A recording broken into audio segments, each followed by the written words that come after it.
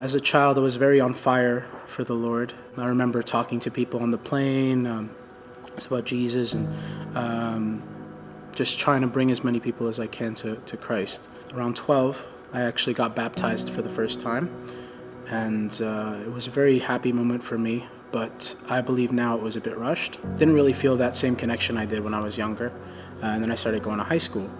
And that's when I really felt that decline. I felt it was more about me and a lot less about God. When I was about 19, I started making music for the world. I released 4 songs under the name Showman for the world. And I loved it. I love making music. I still do. But it came to a time where I actually didn't want to listen to my music. I hated the person that was, because it wasn't the true person. It was somebody faking. Around that time, I became depressed. I really felt like a burden on my family because I was causing a bunch of problems, causing fights, and I was constantly being lied to by Satan. He was telling me, you'd be better off if you weren't around. It was a lot of just the same cycle of depression, suicidal thoughts, and just really that burden.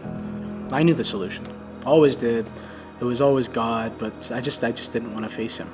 That call of flesh, it really pulled me.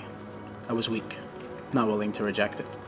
But eventually, having the right people around me, being my family, my parents have always been Christian. I started coming to church. I was like, Mom, I want to go to church again.